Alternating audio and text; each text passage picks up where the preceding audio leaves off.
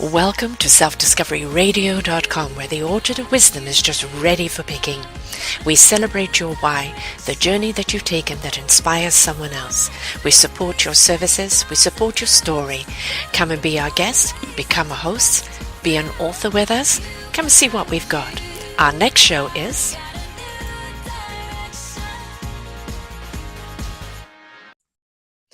Good morning, good afternoon, and good evening, everybody. Welcome back to another edition of Eco Solutions and the Let's Get Synced series. I'm your host, Sarah Troy, and my guest today is Miela Popovic. If you have watched or seen the other show on Ignite Your Heart and Passion, I interviewed her back in September on her beautiful fluid expression of dance and also how it does actually integrate into business. Today we are going to be talking about the emotional climate of climate change and how we can go about it, not only emotionally, physically, actively. As an activist, which doesn't mean you have to take out the pitchforks or hunger strikes or tie yourself to a tree. There are other ways of being an activist. And what we can do in order to change this whole emotional climate around climate change, because climate change is here, folks. It is escalating. There are things that we need to do. There's things we need to change. But until we change our emotional climate, we're not going to change anything else. So I'm going to give you a little bit about Miela. There's so much here to cover, but we're going to cover that in a moment when we talk. But this is just a little bit of her. She's the founder of Evolving Leadership Program, consultancy and community for transformational leadership on the scale of personal excellence, organizational development, systemic innovation to planetary pathfinding. Miela develops and furthers the potential of individuals, businesses, communities for superior performance, attuning themselves to the universal life-supporting principles in conjunction with emerging social trends to maximize the return on conscious contribution. Wow, that is a lot that she does here. And as we go through the show, you're going to see just the many, many different layers of Miela. And I do invite you to go back to listen to the other show on Ignite Your Heart and Soul, on the fluidity of our beingness, because it truly is about that. That's the dance performer of her. This is a different performer of her here, about the emotional climate and our climate change, but they are one of the same. So welcome back to the show, Miela. It is wonderful to be here, wonderful to be back at Self-Discovery Radio. And Sarah, you're a wonderful host, convener, and leader of the whole community. So I'm excited to be here and to talk on the topic of the day, which is a lot of burning issues, pun intended. It is, yes. Burning issues on so many levels. And I think we're asking people to kind of be emotionally tuned in without being emotional about it, isn't it? You know, we have to be consciously aware that changes are happening. We have to look at what is our contribution. We have to look at changing the environment politically. We also have to start looking at borderless borders when it comes to our globalization, and I realize it is a humanity.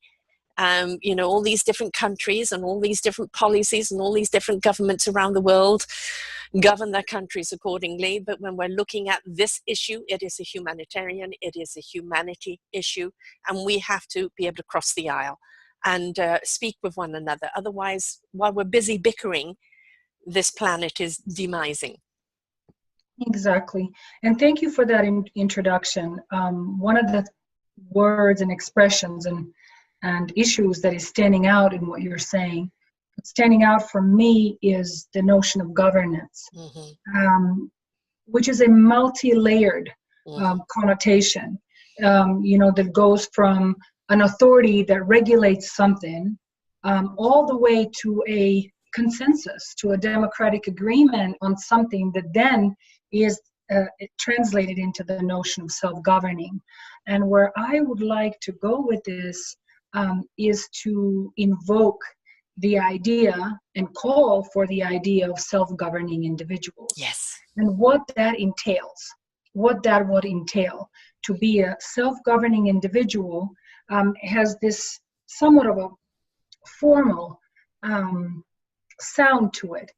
But I've spoken elsewhere about the notion of self-possession, and I love how you have mentioned that there's being emotionally engaged about something without losing the bearings. And in losing the bearings and being emotional about it, what we mean by that is that we, in essence, would waste emotionally generated energy towards meaningful action, and would just spill out that energy in an aimless way, or implode and be disheartened, which we cannot afford either. No. There's no time or place anymore for misdirected exertion of energy, because we need to have it meaningfully engaged on one hand, and on the other hand there's also no time for being disheartened, because the measure of the courage at these times is exactly to show resilience, to be moved by profound knowing that we can evolve, and we can evolve consciously. As you can see from my work, that's what I focus on, that there's a matter of self-governing choice. Yes. That's sovereignty, that in the midst of any situation, you choose the way you are going to react and act. And that's where sense of self-possession and self-governing is in full motion, and it's most rewarding on behalf of the individual as well as community to be well-directed, well-enheartened, and well-motivated towards that action. Choice. I mean, this is the thing. We have to choose how we're going to fuel the situation. We know that we are energy. The universe, this world is energy. Everything is measured by energy. And it's where we spend that energy. Now, we know that some people would like to dispute the facts that global warming is happening. It is happening. Part of it is natural evolution of the planet. A great deal of it is the fact that we have just really, in our consumerism and ignorance, really, we are consuming the resources of this planet way before it can actually regenerate and supply us. So we cannot bury our heads in the sand. We can't dispute things anymore. What we have to do, though, is in an attunement of emotion, of our consciousness, step up to going, okay, what can I do? How can I be a part of it?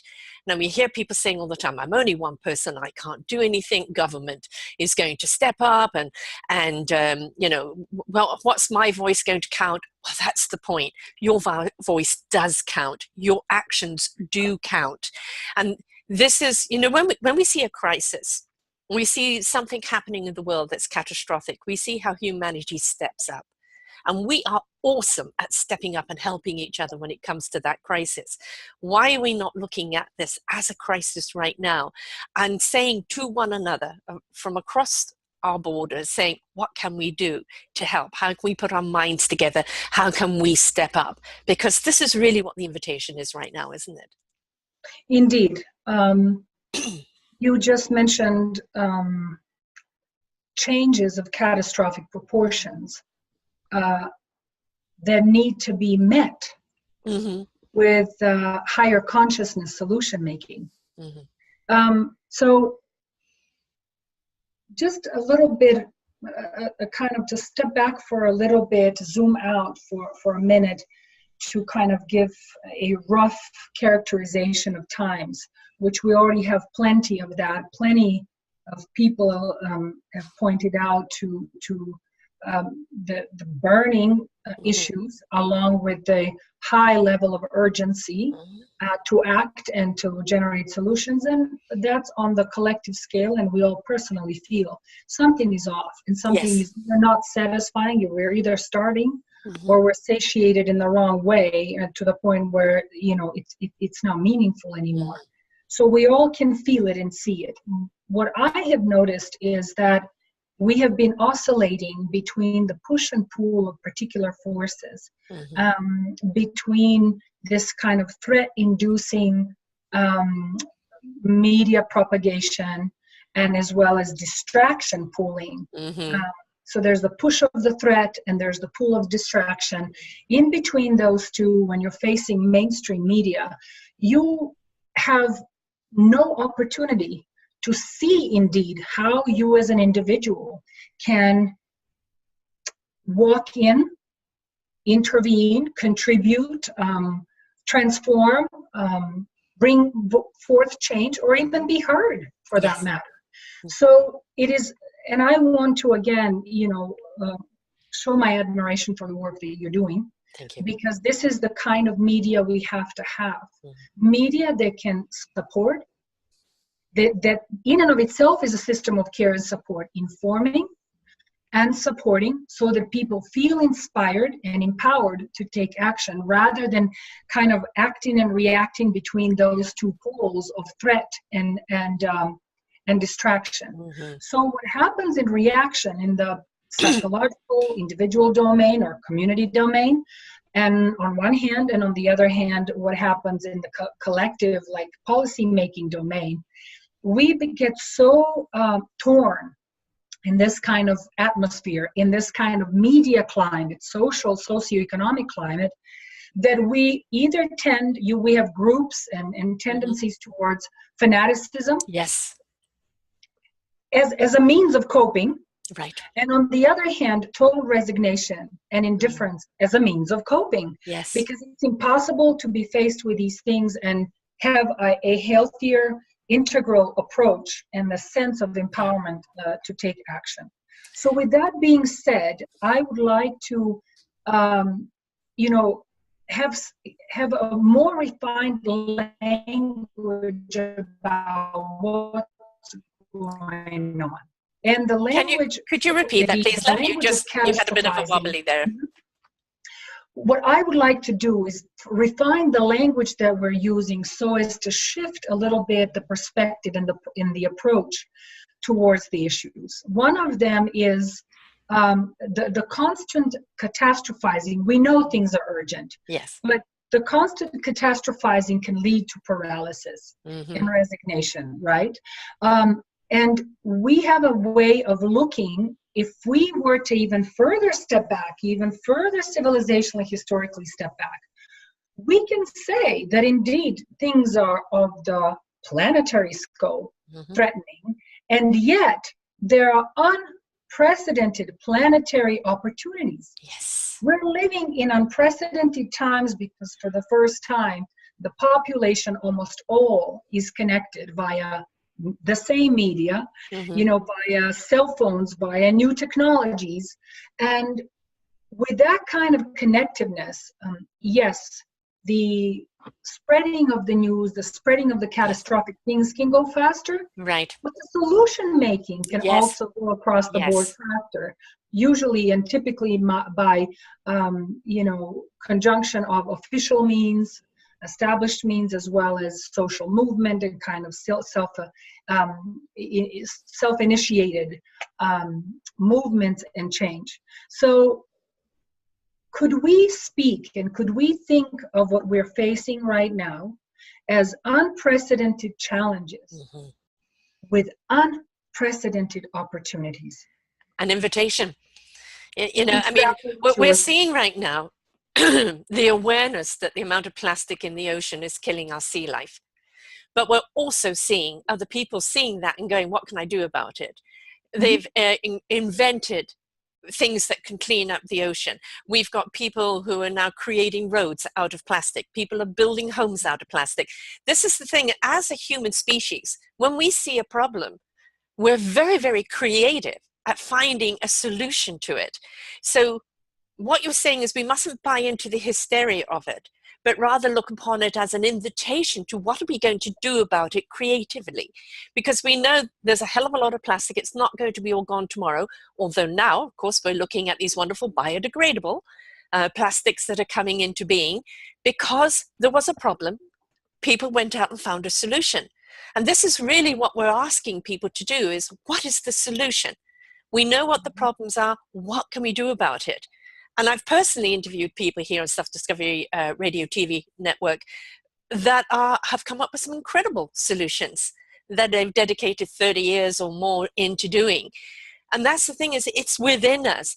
But imagine if we put all of those minds together and created an umbrella where they could collaboratively come together and actually have the support to take those innovations to another level. Indeed. I have many examples in my mind right now, since you mentioned plastic. One of them is Plastic Bank, where you have a system of collecting, recycling, and repurposing plastic. It's an incredible initiative, social movement, and organization to clean out the planet, repurpose it, right? So there's creativity involved in how we can reuse that. IKEA is already creating hip furniture out of plastic. But the key to this is that these two exquisite gentlemen that founded this initiative in this organization, led by David Katz, decided to make women the leaders in this entire organization. So in every developing countries, especially, they put focus on there. They're putting women as the leaders of the plastic banks, and then entire ecosystem is shifting and putting the entire plastic bank and the entire network of the plastic bank stations all over the world on blockchain technology, which means decentralized means of exchange information and currency and wealth.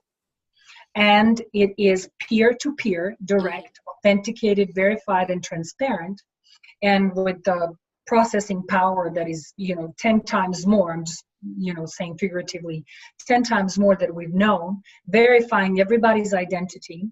So you have 51% of humanity being engaged in the most challenged area in the world to clean the planet on the newest technology, educating women in the newest technology, securing their identity, meaning by consequence, securing their human rights via blockchain, that it's unalterable information, giving them cryptocurrency wallets, which most of the time the patriarchs, because they live in the patriarchal dominant societies, the patriarchs, their fathers or husbands or brothers or sons, cannot get hold of because they don't know enough of. Some of these women have never had a bank account or money of their own.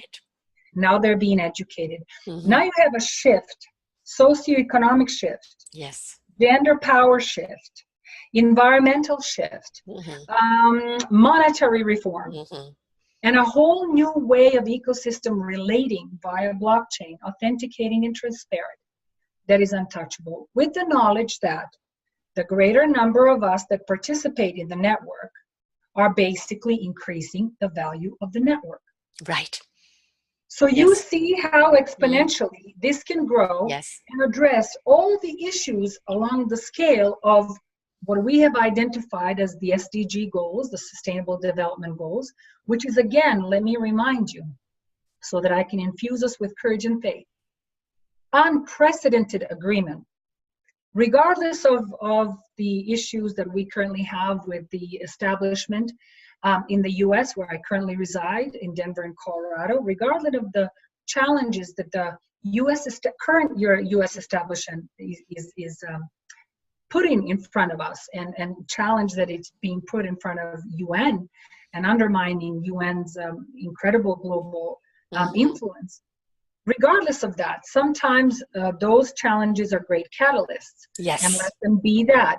But what I'm saying, when you have this many nations in a unprecedented historical moment coming together to make an agreement on what the standard of living is going to be, what is acceptable and unacceptable to global society, what constitutes well-being and welfare for us collectively, this is the new matrix of human development. And it might not be perfect, and it is not perfect, and we need to continue working on it.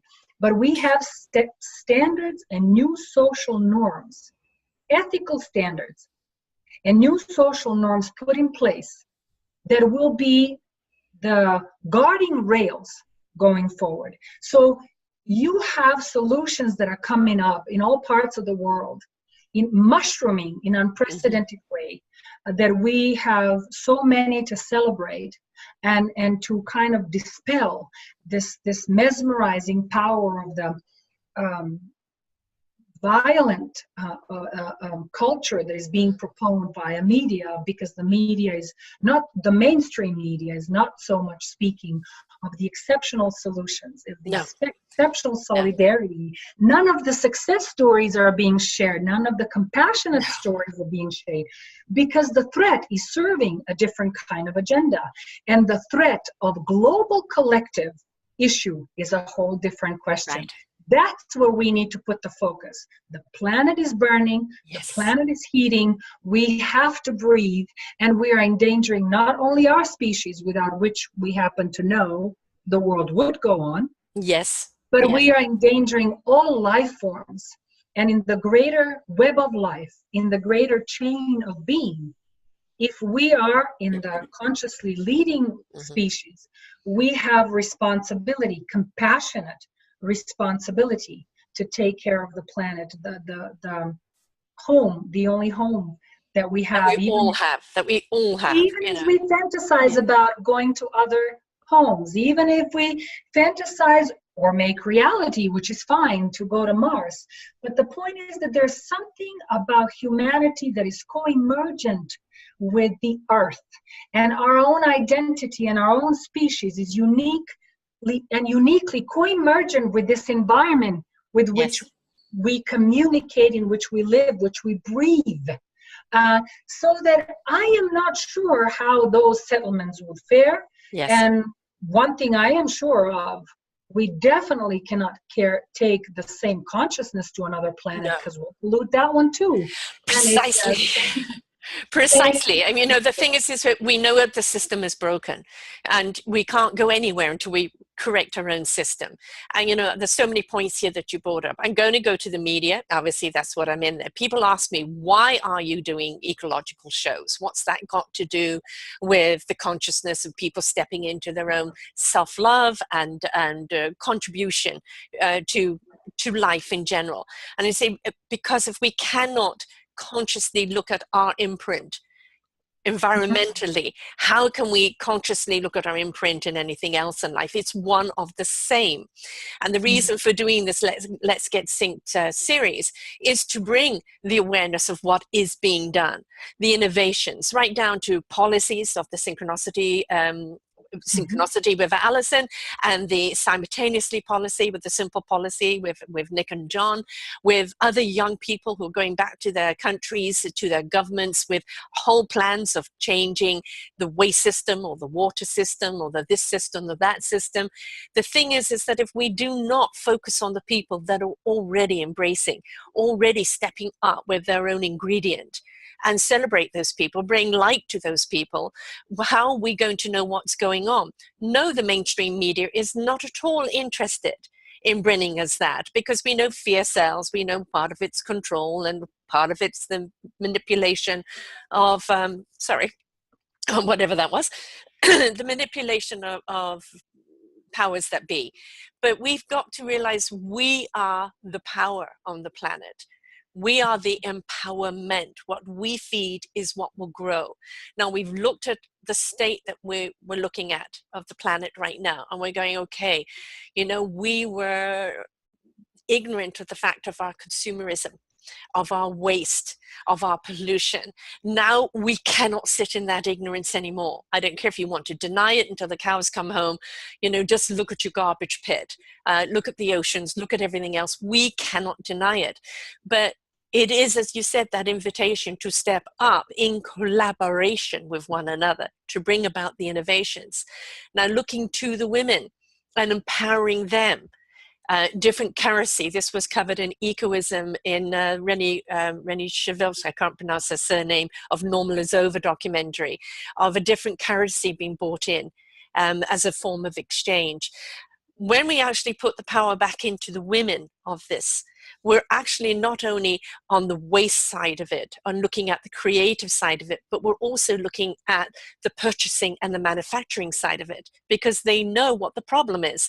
And women are exceptionally good at bringing about a solution. right? Roll up the sleeves. Hey, this isn't working, folks. What are we going to do to make it work? Too much plastic is going out. How can we change this? What can we use in it instead that's recyclable and reusable, and create different manufacturing, or change the way manufacturing is done?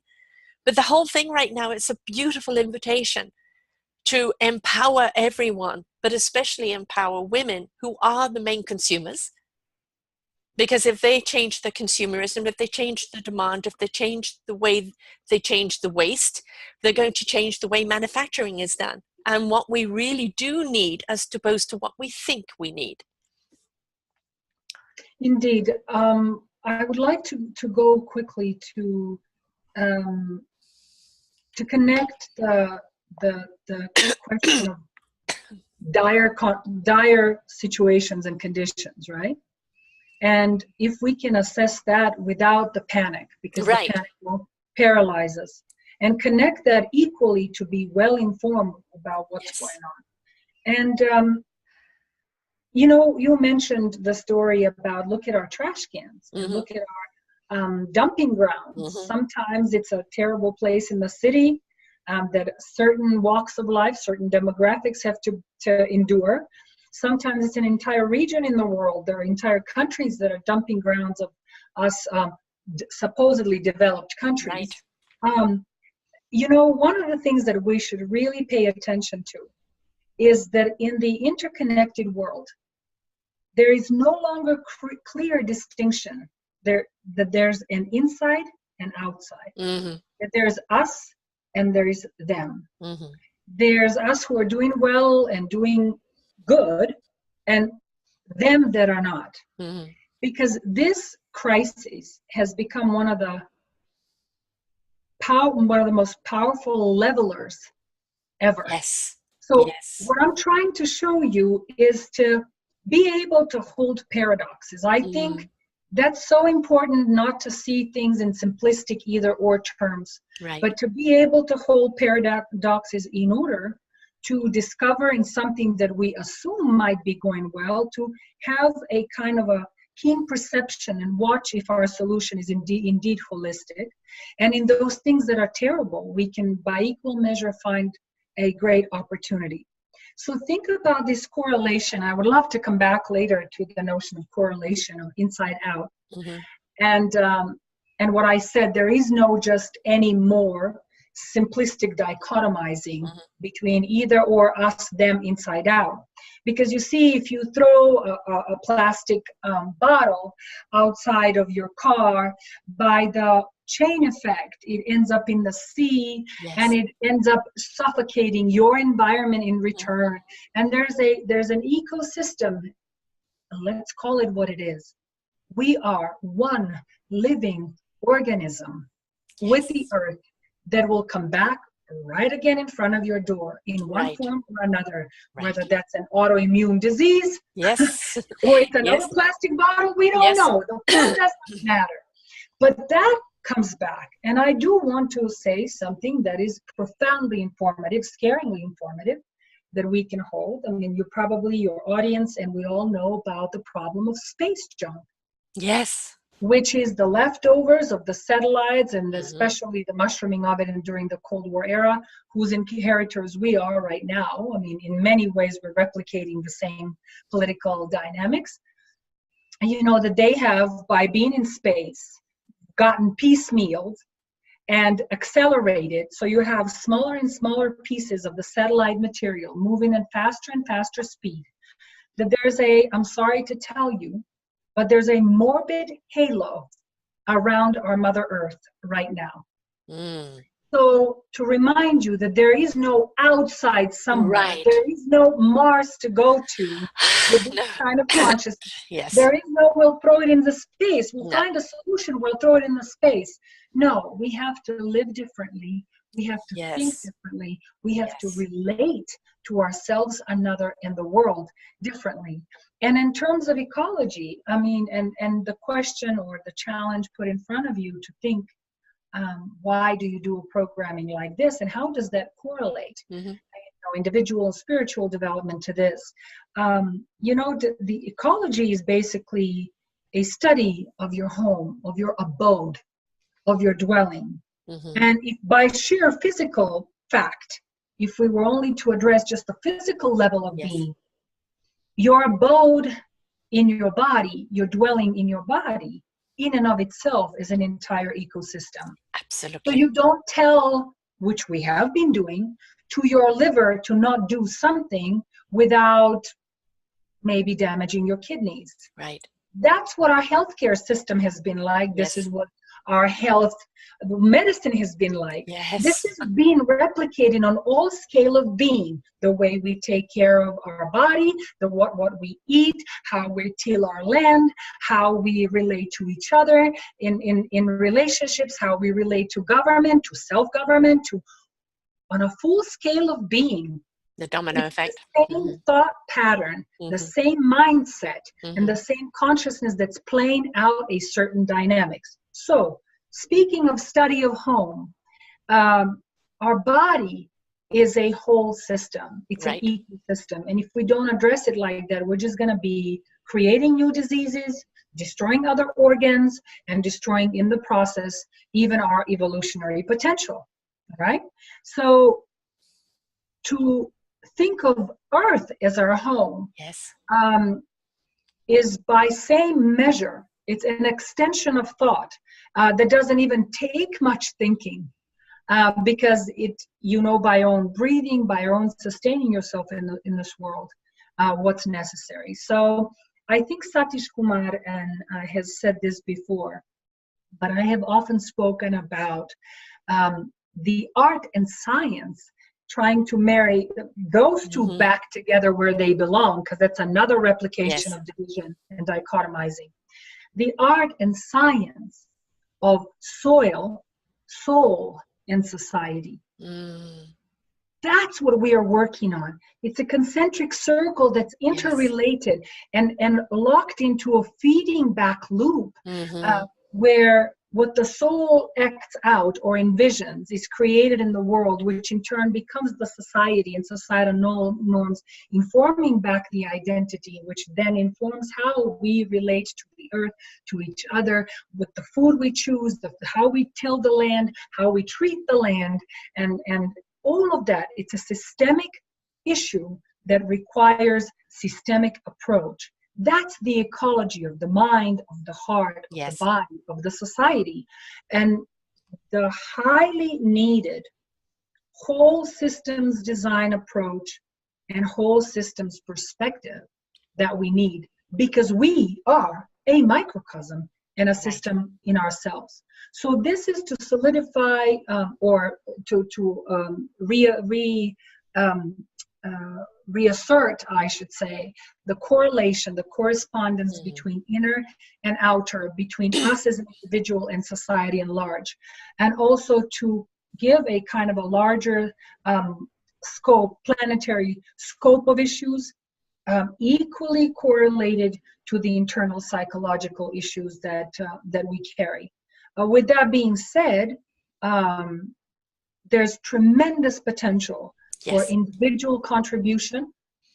There's a tremendous potential for ever finer social transformation, for a better future that we get to share, because there's nothing more exciting than sharing.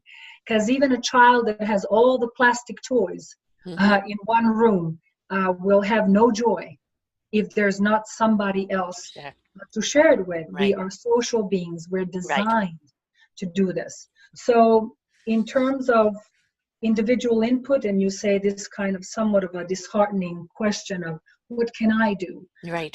And to respond to that resignation and disheartenment that is the natural, normal consequence to onslaught of information and terror, I say that we need to redignify every human being. Amen. And unleash the tremendous potential of every human being.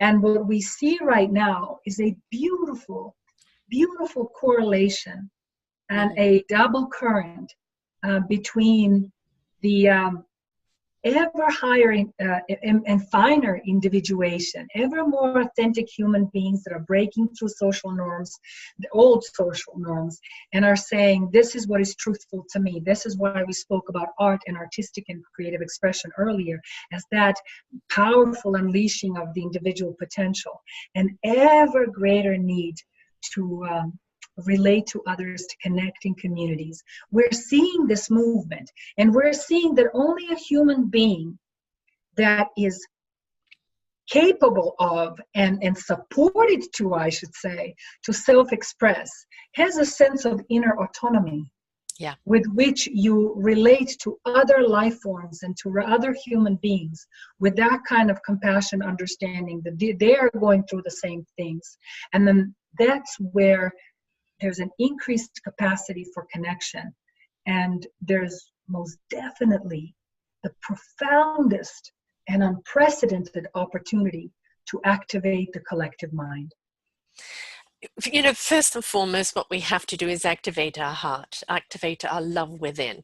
It's very hard to look at anything with hate or with disconnect if you are from a place of love. Because what you are doing, you've raised your vibration, you've raised your frequency. You know, there's the beautiful scientific thing of the water.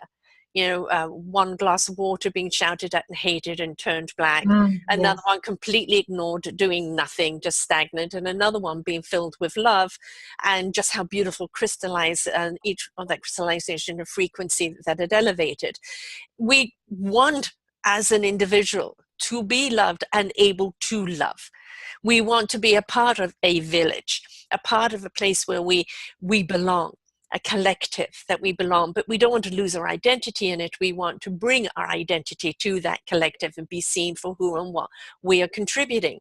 If we cannot step into that space of love and we're disconnected inside, there is nothing going on the outside that we're going to see or care about. So we have to start caring about ourselves. Your health is your issue. We have to look at what's causing our health issues. And a great deal of it is coming from anxiety. It's coming from stress because of the disconnect, the fear, the whole just not knowing where anybody belongs, or connection of heart. When we start caring about ourselves and giving ourselves nurture, and start loving ourselves, start healing ourselves, that whole elevation of who we are starts exuding out, starts reaching out to doing things in a more loving and caring manner, which raises the frequency of the planet, which is what we need. So I think, yes, you can be an activist and you're going out there and you're fighting for the rights of something, but if you're not doing it from a loving place, then you're bringing angst to the equation. If you're doing it from a loving place, you're bringing that love to the equation. And we're all hungry for love.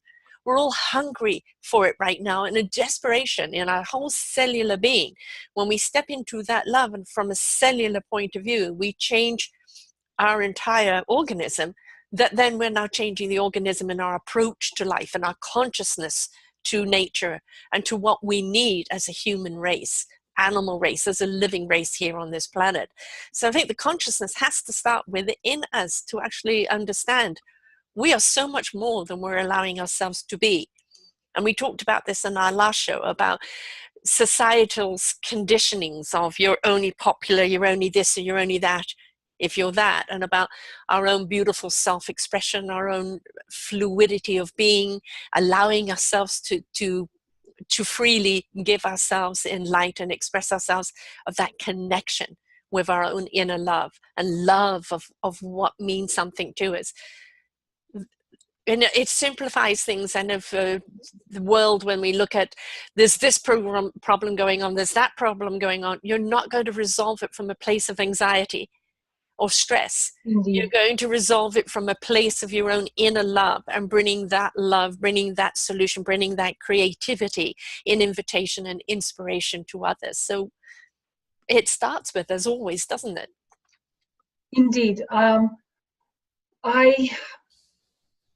trying to think of most effective things I can offer to mobilize that life force in each of us, that is faith-filled, Yes. that is, I would call it fierce grace. Nice. Mhm. I'll mention a couple of things. When I spoke about the life of Nikola Tesla, the great inventor who comes from my part of the world, Brilliant man. and he had he corresponded with Vivekananda, who was the marvelous sage who brought yoga to the West. Mm-hmm. And what you see here is a profound science spirit connection. 100%. A knowingness. We talked about this in the last show, the intelligence and the wisdom to know the intelligence. Tesla was a brilliant man who knew actually how to understand the knowledge that he channeled. This is where last show we talked about, intelligence versus the wisdom to know what the intelligent means and how to activate it. Tesla was one of those people that challenged this knowledge down there, and in his wisdom, created things that we're only scratching the surface of today. And, it was interesting, his rejection of free energy, which would have changed the world as we know it today, but maybe we were meant to go through this as a life lesson, I don't know. But he actually went into doing particular energy kind of solar light as a healing for the body. And he was a man that really was way, way, way before his time. But when I talk about the knowingness and the channeling of knowledge, he's the epitome of that connection, of that wisdom and knowledge that was given to him. And then he, in his wisdom and knowledge, went out to explore what it could be. We weren't ready for it then, but boy, are we ready for it now. That's exactly the point. We were not ready for that. And maybe because I mentioned collective mind and the power of an individual in an interconnected way, maybe this would be a place to tell a little story and reflect on this together, because we are equally terrified of technology while not using it well consciously with good ethics. We're terrified of what's environmentally happening. We feel destitute and devastated psychologically. We're groping for solutions. And what I can say is that when you have, again, unprecedented challenges, the only way you can meet them is by having ever finer consciousness with which to approach it. So you go to higher grounds from which you can, and that gives you that systemic perspective. That gives you the zoom out from which you can offer solutions. Collective thought. Of finer ways, long lasting, for the greater benefit of the greater number of people. And Tesla was definitely tapped into that. So what I would like to tell a little story and to remind us, to take us out just for a little bit backwards from our historical moment, only to kind of propel us faster into the future. So in 1893, the Columbia exhibit, the great display of industrial accomplishment and advancement, was put together and exhibited in Chicago at the Columbia exhibit in the exposition, celebrating the conquest of North America, and with all the complicated issues that are behind it. And at the exact same time, Thomas Edison, who was the greatest businessman among scientists, was in what was called the current war, the electricity wars with Tesla, because Tesla was working at that time on what you pointed out, harnessing free energy. And you think about this, global standard of energy and power transmission. That's what Tesla was working on. In this ruthless war, where basically also Tesla came up with double current electricity, which was much more powerful, and Edison was trying to take him down. There's a lot of personal background story to it. I see, when I talk about it, I see two different mindsets in conflict. not just people, Right. because I want to be conscious of the mindsets. And Tesla was a great server to humanity. Mm-hmm. And Edison had great aspirations, but they were more self-absorbed. Yes. They were accomplishing in the material world. And Tesla was saying, but if you unleash this, then there'll be abundance for everyone. Right. And it doesn't have to be either or. Right. So at the exact same time, the Columbia exhibit brings into the West, becomes the opening of the portal, if you will, cultural portal, and brings in, I should say, some of the most impressive accomplishments from the Eastern traditions, one of which yoga. That's when yoga entered the Western world, as well as Middle Eastern dance. Edison, in fact, made the very first short film on belly dancers. If you didn't. I didn't know that. But it was Edison.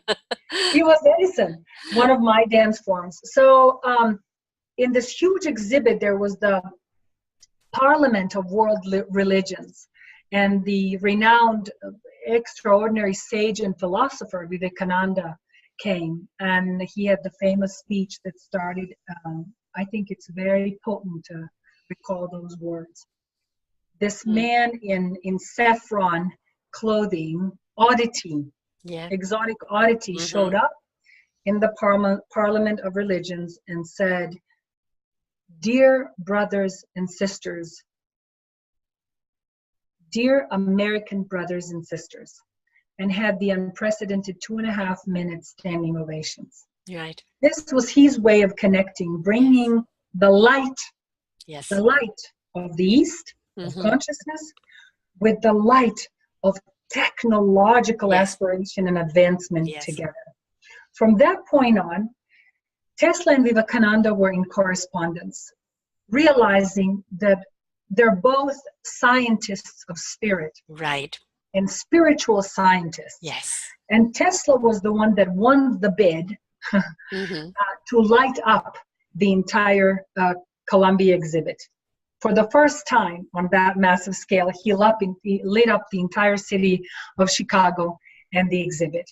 So the light of technological advance and the light of spiritual development for the first time from different parts of the world came together and set planetary standard. And when I heard you say, I'm not sure that we were ready. No, we were not ready. No. In 1917, last year, we celebrated 100 years. We can say celebrated or commemorated, depending on the perspective or both. 100 years since the Great Tower on Long Island, Tesla's Great Tower on Long Island was destroyed. Right. At that time, he was working on Wi-Fi and that, what I said, global standard of energy and power transmission. But Tesla was equally a product of collective aspiration. So a giant like that, a legendary leader was born, only to put that marker, that point of reference so high that now, exactly by Tesla's inventions, he never failed. We just need to catch up with him. Right, that's the point. Exactly. His technology, we've only scratched the surface of now, right? Now his technology is allowing for the collective mind to be activated so that we realize that collectively we need to rebuild the tower. Right. And whether and we are the tower. We are the tower. We are the tower. Yes. Exactly. Yeah. So whether your metaphor is the Tower of Babel, and reunite our languages, or your metaphor is Tesla's tower, or your metaphor is indeed what I would root for, is that we are the tower, we are the transmitters of that energy and power, and as such empowered and responsible with rights and equal rights and responsibilities. That's what we are rebuilding. So imagine this grand planetary project to activate and ignite, in Sarah's words, activate the hearts and minds of every single individual like a unique transmitter and a light post through the entire world and activating by refined technological means infused with the consciousness for good, activating a neural network amongst these individuals, transmitting nothing but exquisite mission to serve the greater good on the planet, for our home, for our hearts, for our future, for our children, for our elderly, in the greater continuum of collective being.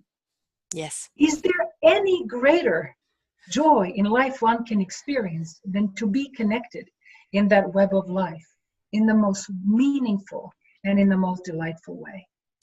It's as it was always meant to be. I did a beautiful story here, which we under their Story Matters, with the Bosnian Pyramid. The findings that they have there, and the understanding that the pyramids weren't about burying pharaohs. They were there, designed, strategically placed around the world as energy connectors with the universe to power the world. Now, this is where I'm saying about Tesla downloading, from the universal collective energy. He downloaded the knowledge that was always meant to be here. He was the person to activate this energy again. We destroyed that way back when. They think because of aliens being looked upon as gods and being worshipped and changing their whole perspective and mission. That's a whole nother story. But the whole thing is energy was always meant to be free. And it wasn't just the energy to energize the planet. It was to ignite our energy collectively with one another. Telepathic energy going back and forth between us, energy of healing, energy of this and that. We are energy. We're meant to be connected. It isn't meant to be just harnessed and you pay the big bill for it. We are the cord looking for the plug. And right, and the plug is this planet, is this universe, is each other. So when we're willingly giving our energy to one another, we are expanding that energy out in a pulse that is just so absolutely resonating. So we have to understand this has always been the plan since the planet was first created. But we as human beings have got in the way by thinking insularly instead of collectively. And again, we talked about in the last show about the I am and the we are. It is what am I doing as an individual to bring to the collective we are, the orchestra of life, to create this symphony, to create this energy.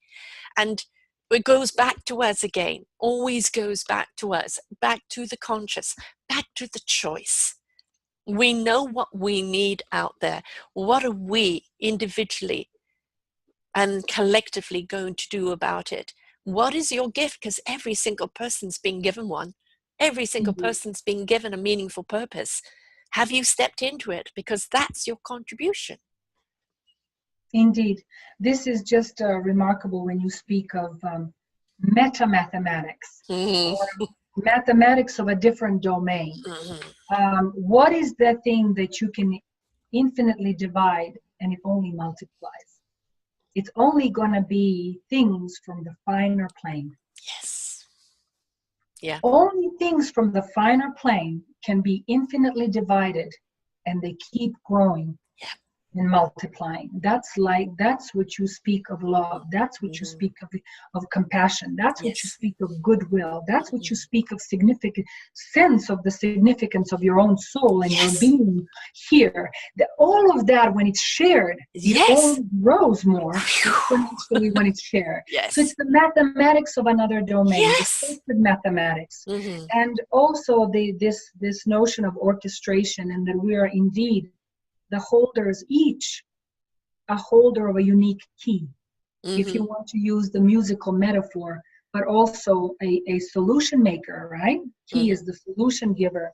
We're the holders of a unique key, without which there is no greater harmony, and there's no greater truth that can possibly be told without everybody's perspective being accounted for, seen, recognized, honored, listened to, and woven into the greater solution making. That is why we're fascinated and terrified of what is called AI, artificial intelligence. Yeah. And that is why I always say, no, it's not. It's augmented intelligence. It's Mm-hmm. basically collective mind. It is. You're right. We can have the fruit of our own civilizational growth and our own evolution alienated from us and put against us. What scares us from AI Right. is that AI could actually pick up our own biases. Yes, as we have Because seen it's in picking, evident in so every what are movie, we afraid right? of? Yes, our own What are worst we enemy afraid of? facing us. Yeah, yeah, What we are afraid of, that AI can yeah. turn violent? We're afraid of ourselves. Yeah, We're yes, afraid of our own image in you're the right. mirror Yes, without wanting to account for all the right, forces that are within us and continually work on refining those right. forces. And that's what we also need to redefine the discussion around technology. Yeah. It's all about the consciousness that's behind it. That's the ethics of algorithms Mm-hmm. that we spoke about, the ethic of algorithm Yeah. with which every technology is imbued. It's our own. It's our own biases. Yes. It's our own glory, Yes. born glory, if you will. Yeah. And in that sense, looping back to Tesla and to what he has set up for us. He has Right. set the next evolutionary stage that we are here to fulfill, to connect the technology and spiritual growth and refinement of character and all of that in one. Tesla is the living example of a spiritual equation, which would go something like this. The finer the medium, the finer its capacity for power and energy transmission. What does that mean for each of one of us? The finer we become spiritually and Yes. psycho-emotionally, because that's the uniqueness of a Yes. human being. Yes, I mean, we can run faster, but I don't know, we can only by technological means outrun a cougar. Right. Well, Right? Or I'm outswim another animal. We are the ones. yes. The ones that have the capacity of the mind. If that is the capacity of mind, then we have the responsibility to refine the mind. And that mind and heart will have the greater capacity for solution making that will face its self-created demons and understand them for apparitions that we have conjured and that we can dissolve, equally dissolve. And find solutions for planetary issues in a way that are worthy of us. Solutions that are worthy of us. When we step into our own generator, There. we actually will be all the energy we need. And when we collectively bring that energy to one another, could it not be in our future, however far, that we become collectively the energy that sustains the planet? I'm not talking about external, I'm talking about us, our internal generators, exuding out that energy to energize one another, to then energize everything else that we need around us. Are we not our own generator? Do we not understand that energy, or the lack of it is what causes the diseases or the dis-ease within us? The chi, the energy is not running fluently through our body. We go back to the fluidity of life, the fluidity of being. Energy constantly needs to flow, to harness, to generate. So when we step into that internal energy of love, of caring, of compassion, of passion, of creativity, and we allow that energy to constantly flow within us, we generate it out. And we share that energy with others, igniting their own generator, adding to their own generator. So therefore, we become the light we seek. So who is to say that we don't actually become the physical light in the future by actually tapping into those energies? Because we're only now beginning to actually understand we are the answer, we are the energy, we are the love, we are everything within us. This vessel that we're in, this creativity that we are in, if we truly looked at it beyond the organs, and we looked at it that when you ignite the soul, the heart, the spirit, and the mind together, what a powerhouse we are, what a nuclear house we are. Indeed. And so we have to start turning our eyes in and looking at, we are the solution to everything that is out there. We have been the problem, but now let's feed the solution. Indeed. That's so beautifully said, Sarah. That is just leaves me short for words now, and I'm just really immersed in this wonderful connection that we have created. And I hope that the listeners are also feeling this energy field, this mind field and heart field that we have opened, nurturing each other in our purpose, in our well-being, in our reach towards fulfillment. And you know, there are particular things that I wanted to offer to the audience. Let me preface that by saying that when we started this conversation today, you pointed out to the key reason for the state of affairs of today. You named it, ignorance. Now, coming back full circle to through this exploration, joint exploration, going back to that beginning, to that word, and now the way we see it from this perspective, and in the light of which you just shared, of being self-generating sources. What if we looked at that ignorance, knowing that indeed some even decades from now, our own children and grandchildren and our own offspring will be probably aghast at what we were doing in education or economy or with environment, in which cumbersome and awkward ways we have held some or done some things and terrible things. I understand. But what if now, before that, what if now we can look back with some courage and compassion together at that ignorance as uncorking of that generator? What if that well, deep, dark well of ignorance could be like the black hole uncorked, where once it's conscious, it actually is so eager to give of itself. It's so eager to justify and purify itself and claim itself good, just like a convert trying to say indeed, and with gratitude brought to our knees.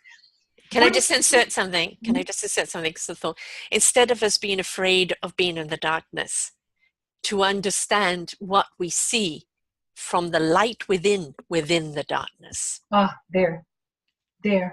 There. And what if uncorking of that ignorance might be the most fertile soil? Yes.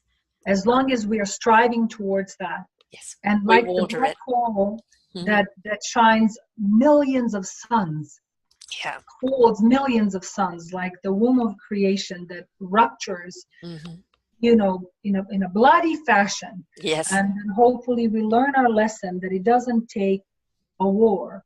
It can take and it doesn't take a conflict. It can take contrast. Yes. It doesn't have to be violent evolution. It can be a joyful, diverse, conscious evolution that does not want to level things, but just wants to play in the diverse field of thoughts, needs, aspirations, or anything. So I want to hold that possibility, and at least for us to hear that together and feel it together, and also to go back to where we started with ignorance. We started with faulty, skewed, misdeveloped consciousness. We know that at the core of that's, and then we said we're destroying our own home. And how is that correlated? How is my emotional state of being correlated to the state of affairs at my home? Of course, I mean, when you're depressed, you don't get up and order your room or take a shower. I mean, it's the same way collectively when we're feeling at odds and disconnected with ourselves and with our fellow humans, we treat our larger home the same way. We neglect it, we grab, we never feel satiated, or we're terrified if we ever will be nurtured or fed. Right. So all of this requires a beautiful shift. And this is why my work is in the very name of it. It says evolving leadership, which means that my passion is to evolve the leadership Yes. of others. That my own leadership continues evolving. That I in the word reversed word of love in it, loving Right. Yes. leadership as well, loving our own leadership, Yes. loving ourselves into our own Yeah. leadership is a key focus of mine and a passion of mine. And then with a fully conscious understanding that we are indeed the world builders and the culture makers, the symbolic animal, the powerful mind creators that can materialize things. And that is why I am calling for harmonization with our home, with our hearts, on the string, on the continuum between heart, home, and to another heart in the greater home. And that's why I speak of life-affirming principles, harmonized with a greater social movement. So you have nature and culture unified, because we are creatures of nature and culture. We're not either or. No. Our very nature is cultural. We are world makers. We're world builders and culture makers. We're symbolic animal. Right. We're a technological animal. Yes. And that we cannot deny the insatiable desire for having more, doing more, exploring more, creating more, breaking the boundaries of life generation, exploring in the labs, being, terrible scientists, hopefully better artists, so that we can ennoble each other with it. And it's never going to stop. No. We know it can be shut off. We can't go back to some nostalgic or idealized primal state. That's not the goal. No. That's not the goal. No, but fluidity again, right? Exactly. We're constantly about moving forward. It's, loving harmony is, loving homely. Right? Loving our home within to bring about the harmony of fluidity of what is possible.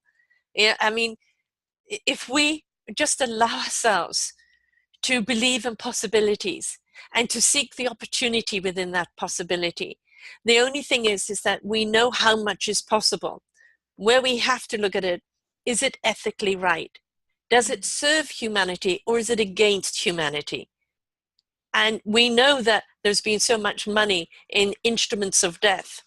How about we take half of that money and put it in instruments of life? You will see that exponentially grow more abundantly on every level than any ever destructive thing that was ever created. But on the other hand, from disruption comes creativity.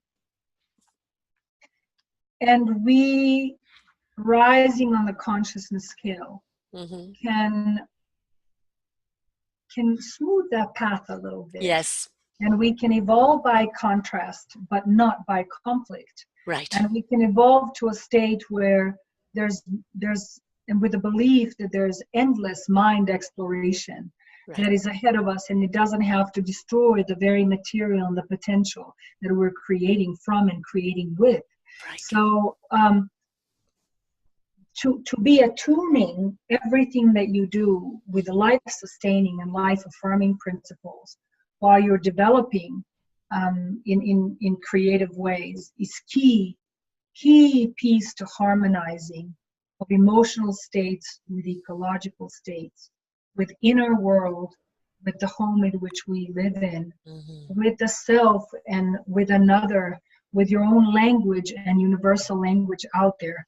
And maybe as an offering to the audience, maybe a little suggestion, a set of tools maybe with which to work, coming from me and from my work in the system sciences, because we spoke about the holistic vision, we spoke about the whole system design and solution proposition.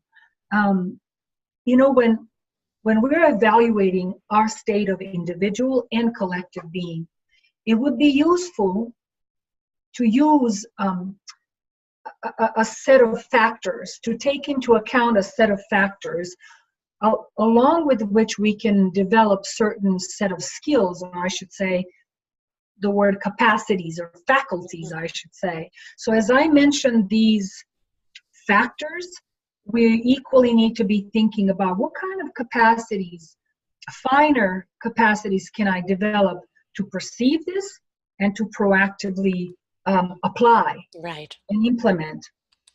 So, like I said, evaluating an inner state of being as well as collective, and working towards solution offering, healing ourselves, healing collectively, and also not just healing, but going further in co-creating and taking us to the next stage, new paradigm of human development. First and foremost, we need to think about principles. We need to understand, know the governing principles that run all phenomena. And to quote Tesla here, or paraphrase him, he's the one that said, when science chooses to study non-conventional phenomena, it will advance in 10 years more than in all the centuries past combined. Right. Working in the unseen, working in the causal plane, then you can understand and affect that which manifests. Because if you're working in the manifest, it's already done. Right. It becomes more of a damage control. Right. It's not a proactive solution bringing or creative solution bringing. So we have to teach our children. We need to examine ourselves. We need to speak of this widely. Let us identify the governing principles that are in the causal plane, that are running us and running the universe and harmonizing all of this together. The next would be to observe those patterns. To observe the patterns of phenomena that merge together. Then we'll know the correlations and correspondences between things, and we'll know what affects here will consequently affect here, so that we don't come up with the solutions for which we always have to have, fix-ups and improvised, basically, solutions for which we cause more damage in the process of solving one thing. We know that. Siloed solution. Governing principles, patterns, most importantly, paradoxes. See paradoxes, employ integral thinking. The more perspective you bring into your thinking, you are coming to more holistic truth and holistic solution. Equally, hold your own paradoxes together. Don't be the paradox. Be the containing field for the paradox to play out, because in that interplay of paradox and what appears as contradiction, the higher synthetical solution arises. Yes. Next, we have to think of processes. Everything has a dynamic, processual dynamic to it, has times to incubate. Can we be kind and patient with the child's developmental stages? Can we be kind with each other's stages in life? Can we be kind and patient and mesmerized and enchanted again with the little fern leaf unfolding? That's how our grades are designed. Can we be patient and kind with our own purpose unfolding the same way? And can we teach that? Can we support each other through those processes? Can we remember relational dynamics and that we're bound in identity and development to each other? And finally, progress. Tracking the progress is going to be based on all of these prior things, and with that kind and compassionate patience. And also, of course, redefining the notion of progress dramatically. Yes. Redefining what progress would be constituting for us now. And if there are questions with which I would leave our audience, rather than giving answers, I have just as a friend, what I called hermeneutic friends that are making sense of the world and the self with you. I agree. Yeah. So, as hermeneutic friends and as the fellow human beings and as brothers and sisters and all in between, Right. all life forms in between on this planet, um, I I'm was just offering some tools from what we have found out collectively. Right. And So, you're so right, on that final thing there of the people you're with. You are always going to get people, friends, family. You don't know what you're talking about, a whole load of codswallop, this, that, etc. That is their opinion, that is their journey. Do not take it on. You are responsible for your journey, not somebody else's. If you're an inspiration, or you become a tool or knowledge for other people, fantastic. But by putting yourself around like energy people, right? Like-minded, but like energy people, people who want to see that energy grow, that are inquisitive, that are investigative, that are allowing, that see possibilities and know how to create opportunities from it. And you ignite each other. Now you're actually in that collective village that will really set things aglow, that will become enlightening.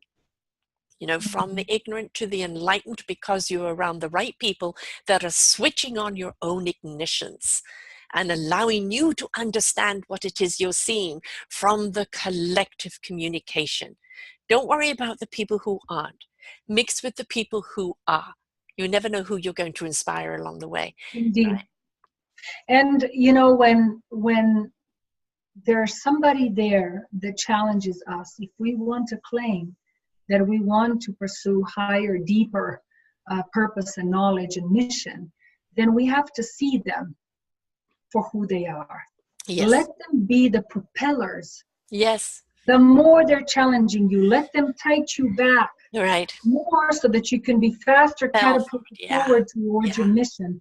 Always remembering yes. that the negative is just to enforce your positive. Right. Exactly. And always remembering that you're doing that on their behalf as well. Right. And there's no need for persuasion. Live it, and they will follow you. And they will be eager to be there, join you. Yes. Well, it's the old thing from, when Harry met Sally, the whole orgasmic scene as I want what she's having.